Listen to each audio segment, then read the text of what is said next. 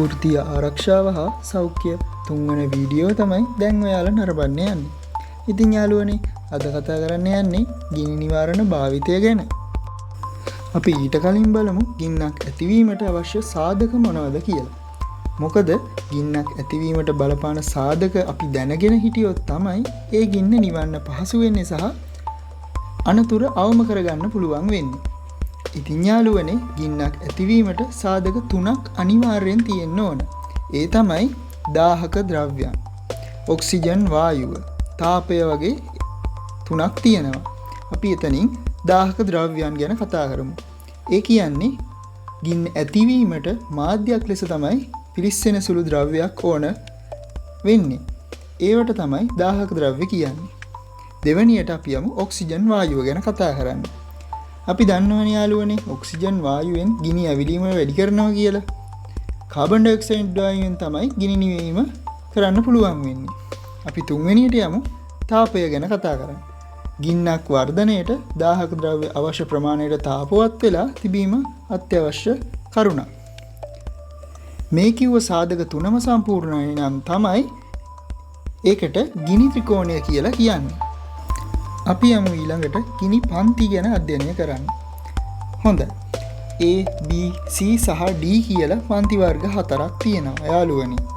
ඉතින් අපි ඒ ගැන එකින් එක කතා කරමු. A පන්තියේ ගිනි. මේවා ප්‍රාථමික ගිනි කියලා තමයි හඳුන්වන්නේ. මේ ගින්න අවසානයේ අවක්ෂේපයක් ඉතුරු වෙනවා. මෙවැනි ගින්නක් නිවන්න නම් වඩාත්ම උචිත දේ තමයි ඇවිලෙන උෂ්ණත්වය ඉවත් කිරීම. මෙවැනි ගින්නක් සඳහා අවශ්‍ය දාහක ද්‍රව්‍ය තමයි කඩදාසි, රෙදි, ප්ලාස්ටික් වගේ දේවල්. අපි යමු B පන්තියේ ගිනි ගැන කතා කරන්න. වහා ගිනි ඇවිලෙන සුළු ඉන්ධන හා වායු මේ පන්තියට අයත් වෙනවා. එවැනි ගිනි ඇතිවීමට ඛනිජ තෙල්, පෙට්‍රල්, භූමි තෙල් වගේ ඉන්ධන හේතු වෙනවා. මේ ගිනි වර්ගය නම් නිවීම ඉතාම භයානක වෙනවා. මේ ගිනි පන්තිය පාලනයට වඩාත්ම සුදුසු වෙන්නේ ඔක්සිජන් ඉවත් කිරීම. C පන්තියේ ගිනි. අපට වැඩි වශයෙන් ප්‍රවෘත්තිවල අහන්නට දකින්නට ලැබෙන පුවතක් තමයි විදුලි කාන්දුවකින් වෙළඳසැලක් ගිනි ගනී කියන පුවත. ඉතින් මේ C පන්තියට අයත් වෙන්නේ අන්න ඒ වගේ විදුලි ගිනි. මේ වර්ගයේ ගිනි ඇති වුවහොත් ඊටාම සැලකිලිමත් වෙන්න ඕන.